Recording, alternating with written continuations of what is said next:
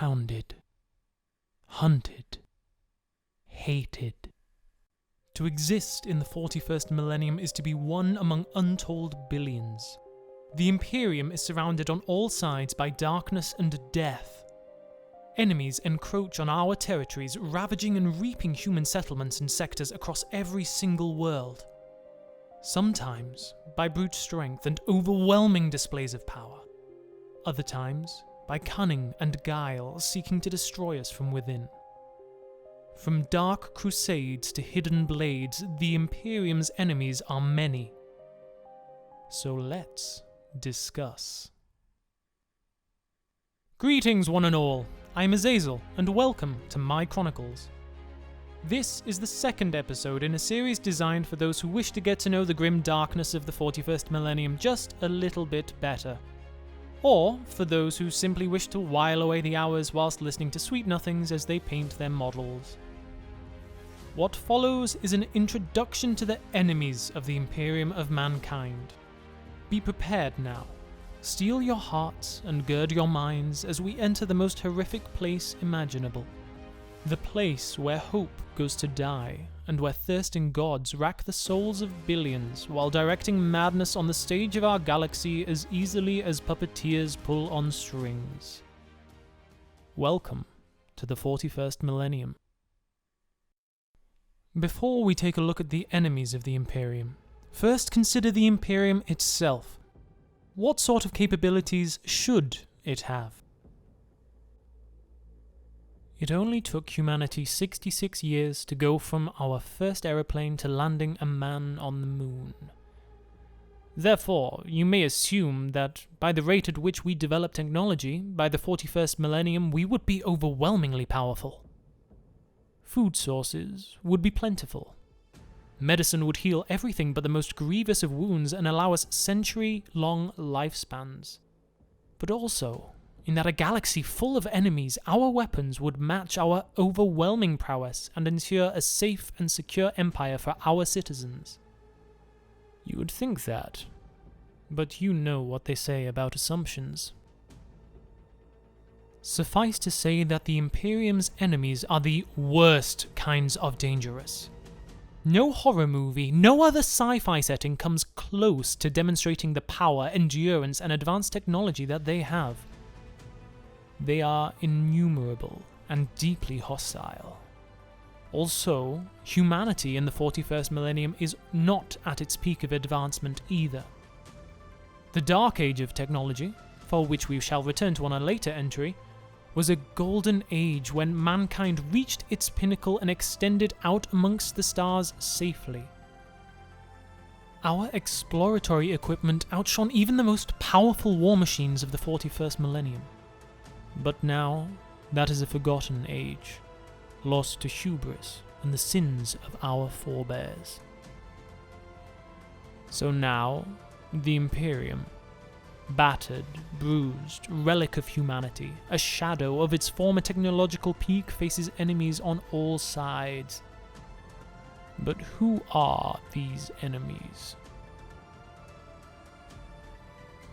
Let us begin with the Orks of Warhammer 40k.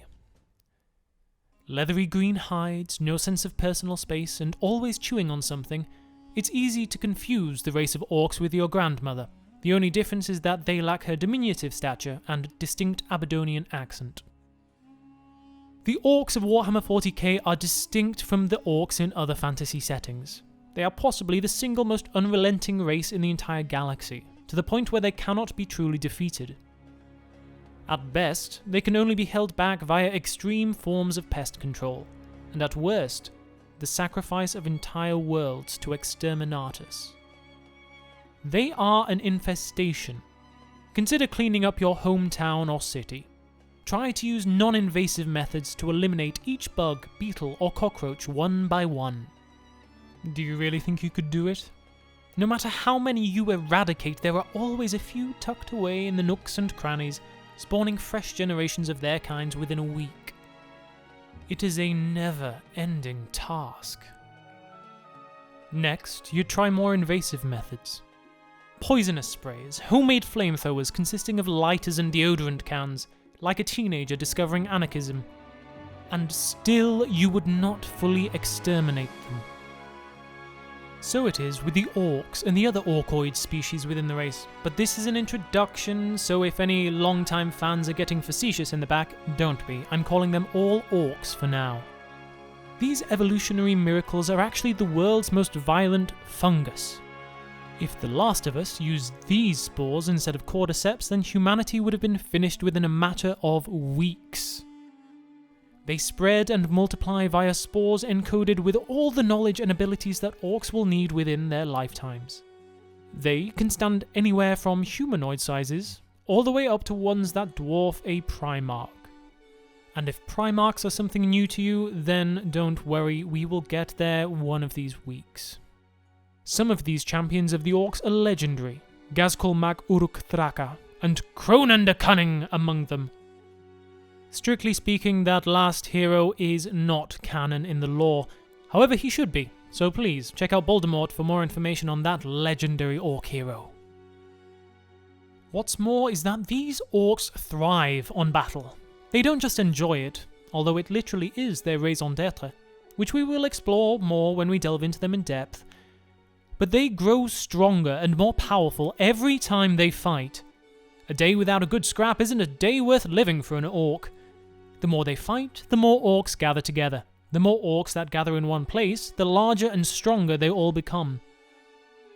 With a large enough mass of Orks gathered in one place and a chieftain of suitable crumpin capacity, a mental call goes out to any and all Orks in nearby regions.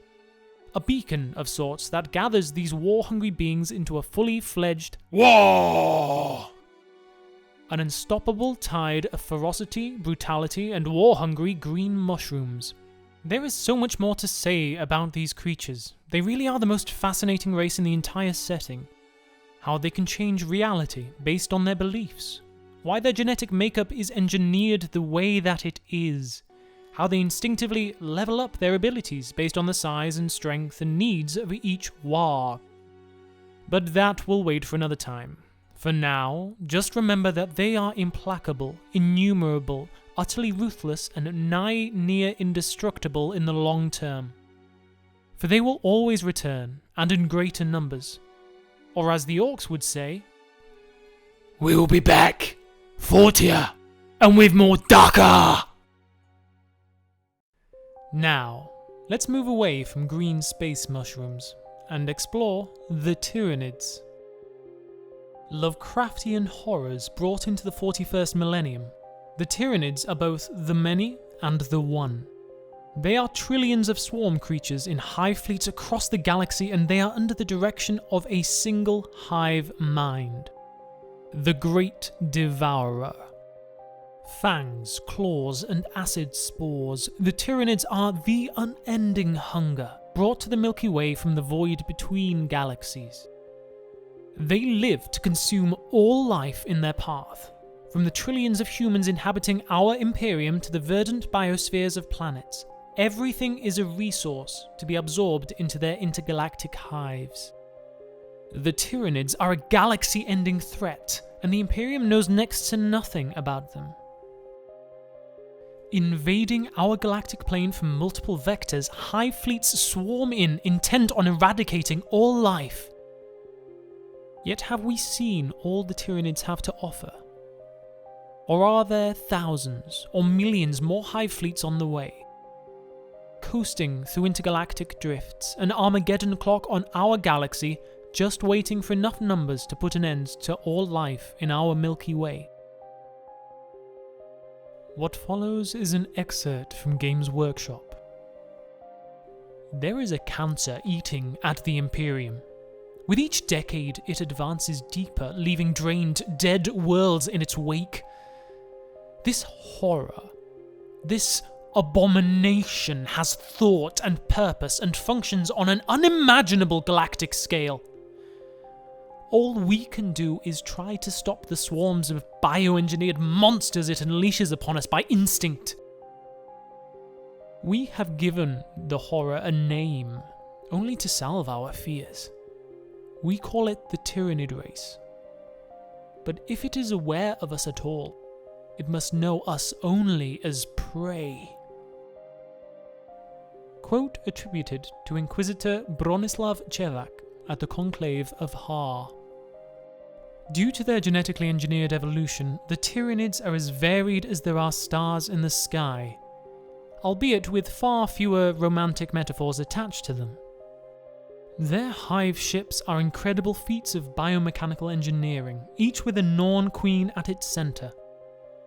These particular creatures are the focal point for each fleet and direct the new production of Tyranid strains for each and every world invasion. Rather like a dictator who's very much into micromanaging, except they do it exceptionally well, and with horrific results. For certain worlds, hosts of flying gargoyles will swoop down from above, ripping and shredding defenders of a planet to pieces. For others, forms of gigantic carnifexes are produced in order to provide a blunt, unstoppable wave of armoured giants. With rich genetic diversity, their armies can spawn legions of biovores, broodlords, lictors, raveners, termagants, hormagaunts, and countless other variations on each genetic theme. Perhaps what is most disconcerting is that Tyranids cannot be defeated via attrition. Their bespoke genetic modelling of each of their armies means that the longer a battle with a hive fleet continues, the more they can adapt their forms in order to exploit a target's weakness or become more resilient to the warfare of their enemies. Once a planet's defenders have been overrun and victory achieved, the Tyranids, via capillary towers and other such biostructures, will drain a planet of all biomass. Every last blade of grass, drop of water and mineral-rich vein beneath the planet's surface will be harvested for the growth of the hive ship and the Tyranid numbers. Each victory leaves another barren rock floating in its space, where once flourished an entire world, and a freshly replenished Tyranid fleet that is stronger than the one before. A more insidious form of Tyranid. If endless, relentless swarms of hunger-filled Xenos equipped with fangs, claws, bioshooters, and poison spores wasn't enough of a threat, the Tyranids possess a unique, and in my opinion, far more disturbing method to achieve victory. Gene Stealer cults. No, I said cults. C-U-L-T-S, Gene Stealer cults. We're on the same page. Very good. While the Imperium is assaulted on all fronts, Gene Stealer cults are the insidious, unseen cancer that can infiltrate, corrupt, and destroy a world from within. A slow, crippling death that is long prepared, yet incredibly effective. Better to have 1,000 enemies outside than to have a single enemy inside.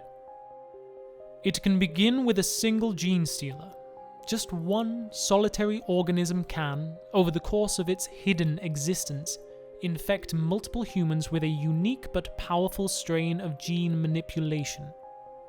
These victims return to their lives, breed and birth hybrids of human and Tyranid creatures. Humanoid in appearance, these generations will continue to breed and spread the Tyranid genes across hundreds and thousands of a world's population, subtly increasing in strength and numbers generation after generation. Each one is completely dedicated to the worship of the Star Children, the Tyranids. As the cult grows and is guided by a Primus, a Magus, and a Patriarch, those gifted with the Tyranid genes become stronger, faster, and work together via the synaptic network that guides the actions of the Gene Stealer cult, all the while calling out into the blackness of space, waiting for the Tyranid Hive Fleet to arrive. While the planet's defenders are distracted with the invasion, in just a single night the cult can spring into action.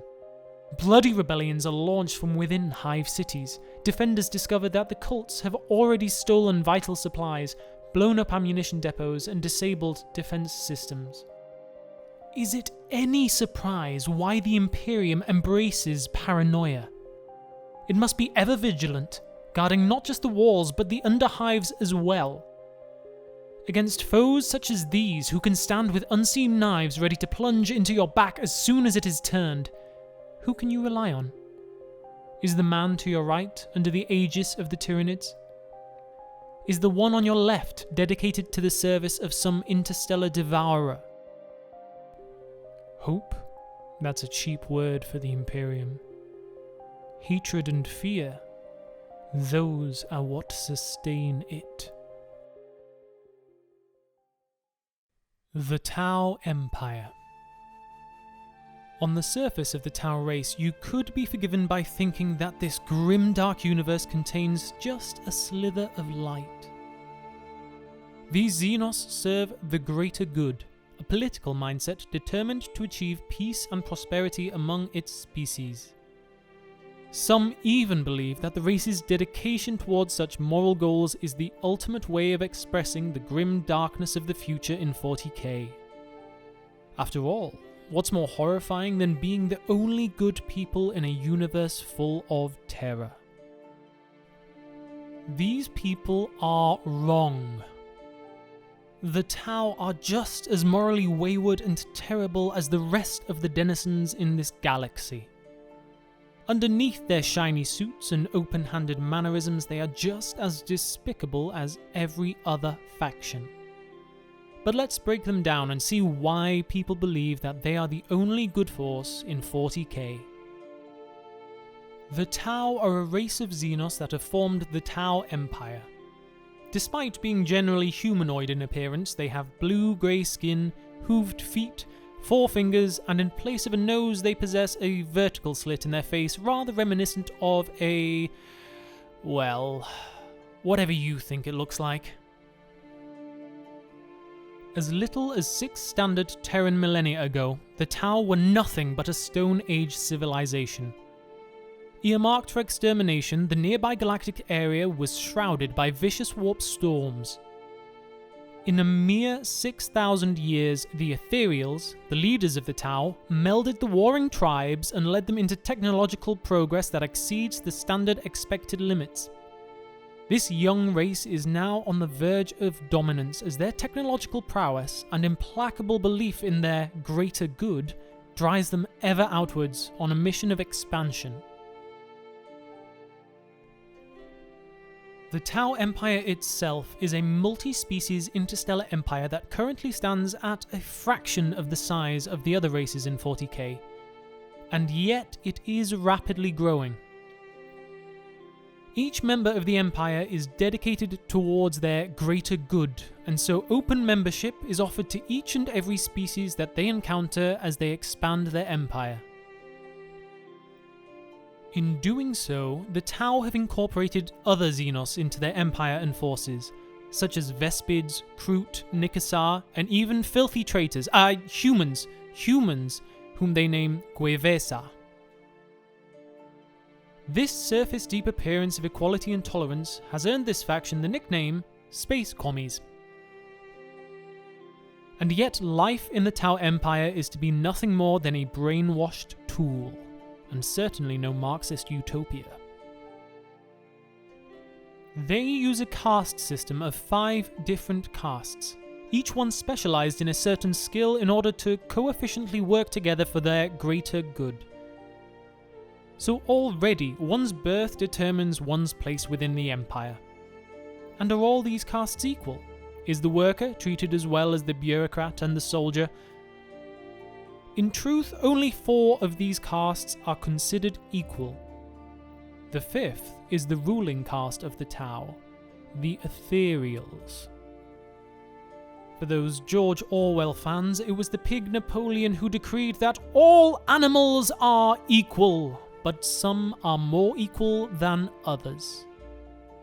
The Ethereal caste are the spiritual guides of the Tau Empire and direct the Tau expansion, with the Fire caste as their implacable warriors freeing world after world from the yoke of oppression. It's a nice idea. However, it is suspected that the Ethereals differ from the rest of their race and contain extra biology, for which we shall explore now. Mind-controlling pheromones, psychic dominance. The Imperium is unsure exactly what the case may be, but it has been reported that this ruling caste enforces their will on a resistant galaxy. far from the utopian ideals they may claim to represent. Which brings us to an interesting offshoot of the Tau Empire, the Farsight Enclaves. A miniature, breakaway faction of this budding galactic empire? Rebels? Dissidents? Or freedom fighters? It was founded by the great commander of the Tau armies, Commander Farsight, as his expansion fleet found itself free of ethereal influence. Without the rumoured psychic control that the Ethereals enforce upon their citizens, is it any wonder that he and his fleets broke away from the Empire? Is civil war ripe to tear this civilization apart? We'll get to that another time. Next, we have the Leagues of Votann. Quick disclaimer before any 40k veterans who know more than me start to bite my head off. Yes, I know, listing the Leagues of Votann among the Imperium's enemies may be divisive, but disregarding their ancient origins, they are a viable faction among the Warhammer 40k universe, and considering their feelings towards the Imperium of Man, they deserve a mention. And I am aiming to give a comprehensive introduction of the universe to new players. So sit down, grab a bottle of Amasec, and let me do the talking. Please, I'm new to this.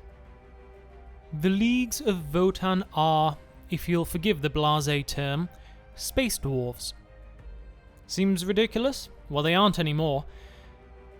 They were once featured back in days of yore, as of the 3rd edition release in 1998, I believe, and they were then known as the Squats. Yet the virulent, determined race known as the Leagues of Votann are a far cry from those old models. For what they lack in height, they make up for in ferocity. Stocky, well-built and stoic, the Votann inhabit the galactic core in federations of their own kind, hence the term leagues. An otherwise inhospitable environment full of gravity wells, ionizing radiation and particulate belts. Yet what most of the galaxy call a region full of spacefaring nightmares, the kin, as the Votann call themselves, name it home. With mineral-rich deposits, the kin wield vast amounts of materials with which to forge, fuel, and defend their fleets and armies. But where did they come from? The kin originally came from Terra. Yes, this race owes its origins to ancient Terra, yet despite being classified as abhumans, a type of human slightly deviated from the genetic norm, the kin are instead clones. A little bit more hardcore than Dolly the sheep, eh? Under the watchful eyes of their ancestor cores, giant machine intelligences, and super-intelligent self-cogitators, the gene pool of the kin is preserved. Instead of genetic degradation, as with most cloning technology, each member of the kin is designed with alternate attributes in order to provide a grand variety of skills amongst the kin. However, the dense and compact musculature that characterizes the kin is a constant part of the Votann's DNA that is found throughout their entire race. Hence the term, space dwarves. The reason why I place them among the Imperium's enemies is because they refuse to acknowledge their true loyalties to the homeworld which birthed their species. This puts them at conflict with the Imperium of Man, who wishes to unite all the races of Terra underneath its own banner. The kin also embrace artificial intelligences, in direct conflict with the doctrines of the Adeptus Mechanicus of Mars. After all, it was very similar machine intelligences that nearly brought about the end of all life in the galaxy, and succeeded in bringing about the end of the Dark Age of technology. As the kin push out from the galactic core in search of new trading routes and technologies, they bring themselves further into the attention of the Imperium of Man. Short they may be, but shockingly competent on the field of battle. And maybe there is only space in this galaxy for one human species. I've been rambling, haven't I? Well, that's the problem with 40k lore. It's so rich, so diverse, that as one begins, it is easy to fall down a rabbit hole. There's a reason it's called the Black Library, because you fall down a black hole of books the minute you encounter anything interesting. That being said, buckle up, the best are yet to come. The Eldar, also known as the Eldari. If the Votann are space dwarves, then the Eldar are space elves. Because what's a good sci-fi setting without a classic trope, eh? Long-lived, haughty, psychically and physically powerful, the Eldar are everything one might imagine them to be. Their culture is ancient beyond belief, and they regard any of the lesser races at best as a tired disappointment, and at worst, with utter contempt. For according to them, none will ever be able to match their legacy. Through rose-tinted glasses, they look at their eons-old culture and believe themselves to be the ultimate image of grace, and the pinnacle of sophistication. Yet nothing could be further from the truth. Each and every Eldar is born with a strong connection to the warp. Once upon a time, their race used these powers to birth themselves again and again into reality. Yet this unimaginably strong psychic connection to the warp led to the birth of a perverse and twisted god, the fall of their empire, and the deaths of trillions in but a single moment. Way to keep it classy, Eldar. The very same cataclysmic event that tore a warp rift in our galaxy led to the Eldar being split into two main factions. Don't get arsey, we'll get more specific later. The Craft World Eldar, or Asuryani, and the Dark Eldar, also known as Drukhari. Despite them both being filthy Xenos, they are as different as chalk and cheese in some respects. The former, the Asuryani, live on vast interstellar ships called craft worlds. It is on these enormous vessels crafted from wraithbone that the craft worlders are born, learn, and train for the betterment of their species. Warriors, leaders, and psychers, yes, but also poets, artists, dancers, and many more vocations. This is because they believe that the destruction of their species was caused by excess. Excess, in one aspect, leads to depraved needs that take a user down the path to damnation. This is what the majority of the Asuryani would avoid at all costs. The Dark Eldar, the Drukhari, on the other hand, are of a far more twisted design.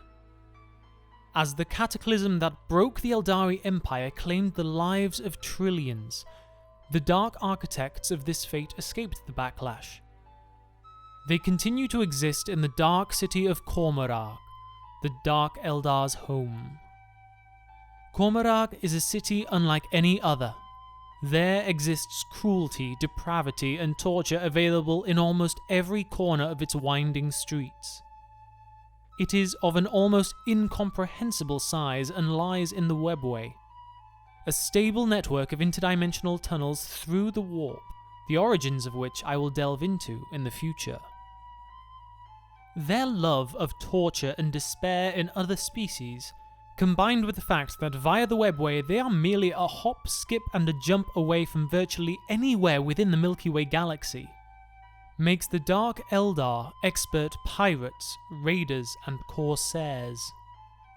The Asuryani and the Drukhari may appear polar opposites in many aspects, yet in fact they are not so different. One may appear more glamorous, the other more akin to a nightmare, but they are both threats to the Imperium. They will strike without warning from the shadows and fade away before retaliation and retribution can be brought down on them. They will lie, sneak, and distract when they have to, and they are both being chased by a thirsting god. For the Cataclysm didn't just create a new god within the warp. Oh no. It created a psychic bond between She Who Thirsts, the Prince of Pleasure, Slanesh, and the souls of every living Eldar. Upon their deaths, she waits to feast upon the souls of her creators. In the face of such a fate, who can trust what such a race will do? The Necrons. So far, we've had space dwarves, space elves, and now, space mummies. Well, not quite, but they are undead, ruled by dynasties, and use something akin to hieroglyphics, so don't bash me for the comparison. Theirs is the most ancient and most technologically advanced civilization in the entire galaxy. And their origin story is an absolute corker. Such a rich tale of tragedy, hubris, and foolish decision-making that we will have to get around to them at some point. But I digress. The Necrons are a race of beings clad in living metal. This necrodermis protects them from all but the most powerful of weapons. And even once destroyed, they can sometimes be reconstituted by either their incredible endurance or by another Necron. Their weapons blaze with green fire as their gauze cannons rip apart beings, literally shredding each and every molecule down to its constituent atoms. Now imagine a field of these creatures, skeletal silhouettes marching towards your lines unflinchingly. Sharp green lights exploding from their lines and vaporizing your squad mates. You fire your weapon and bang! You strike one square in the noggin! But in no more than a few seconds, the necrodermis of its armor flows back together as if nothing happened at all. The Necron picks itself up and continues the relentless, grinding march towards your lines. An unstoppable tide of invincible warriors. Luckily for the Imperium and the rest of life in the galaxy, most of the Necron race still sleep. Their race went into slumber eons ago after the most terrible conflict this galaxy has ever seen, the War in Heaven. Compared to that period, the grim darkness of the 41st millennium is a pleasant walk in the park. Locking themselves away in stasis crypts, the Necron race went to sleep within their tombs and disappeared from the waking world. Only now, they are being woken up. The Silent King, their leader, has returned from exile, and his goals are known only to himself. Should the Imperium ever wake up the entire Necron race at once, we would be utterly, utterly destroyed. Chaos. Where to bloody start? Chaos is the end of all reality. It is the warp. It is the seething ocean of emotions and metaphysical energy that comprises the Imperium. And it is known as the Primordial Annihilator. And it is evil. The power that the psykers of the material realm draw on is so corrupting, so vehemently saturated with infernal vices, that they risk corrupting themselves at every moment. And even for those who are not psychically attuned to the warp, chaos can also corrupt them. Within the warp exist demons, entities, and gods. Twisted, horrific gods that thirst for the souls of living beings. They exist as forces of destruction, decay, decadence, and deceit. Constantly searching for souls, sacrifices, and servants who stride the galaxy spreading their influence. Few are ever safe from them. Space Marines and cultists who once served the bright light of the Emperor turn their backs on their species in order to achieve temporary power. These heretics are among the most reprehensible of the Imperium's enemies. For nothing is worse than seeing the bright potential of humanity brought low by lies. So it was with the Imperium's brightest of lights, 10,000 years ago. 9 Primarchs fell from grace. 9 super beings, designed, bred, and trained to be gods of war, turned from our race and fell to chaos. While some were destroyed, they brought our Emperor low and forced him into his living mausoleum. Our greatest hope, our most powerful protector, forced into a half-life, unable to truly live yet unable to die. That was 10,000 years ago, and those traitor Primarchs lurk in the darkness still. The Marines of that age still slaughter and destroy their way across the galaxy. They are ever hungry, ever mindful that they failed to finish the job. And they will ever be our greatest and most terrible of enemies. So we have established that I may have missed the mark on what classifies as brief, as this entry has turned into much more of a ramble than anything else, but there is so much lore. The origins, plot twists, diplomatic relations and stories involved with these characters. There is so much to tell, but we'll get there when we get there. The aforementioned enemies are not the entirety of the threats that the Imperium faces. Mutation of the human genome that exceeds Imperial norms are wiped out wherever discovered. These ab-humans fight like devils to survive. Secrets between factions can cause allies to turn on one another in an attempt to maintain their hidden agendas. Separatists attempt to break free from the yoke of the Imperium while renegades hunt and raid for their own resources and enjoyment. None of these include the Imperium itself. Political rivalries are deadly to those caught in the crossfire. Entire planets can be subjected to exterminatus on the confirmation of taint, wiping out millions of innocents at once. And if you're extremely lucky, all you'll have to look forward to is a life of drudgery. Barely a note in the ledger at the end of the day, but that is far more preferable than the alternatives. For most fandoms, to visit the world would be a dream come true. To go to Hogwarts and try spells and enchantments for the first time, to gain superpowers and join the Justice League, to visit a galaxy far, far away and train as a Jedi. For fans of Warhammer 40k, we prefer reading about it. Surrounded by enemies both without and within, the Imperium is an aged, decrepit giant, being picked apart by carrion piece by piece, unable to thrive, barely able to keep itself afloat. The Imperium is on borrowed time. It will take a miracle to protect itself. Or maybe the sons of a miracle. But that is a tale for another time. Thank you for listening. If you've made it this far, once again, I am sorry for the rambling. I do this for myself, for my own enjoyment, and to stay sane in an insane world. I hope that you've gained some small measure of enjoyment from this long entry, and I look forward to you joining me on the next one. But I may make it a tad shorter next time. For now, I shall bid you adieu.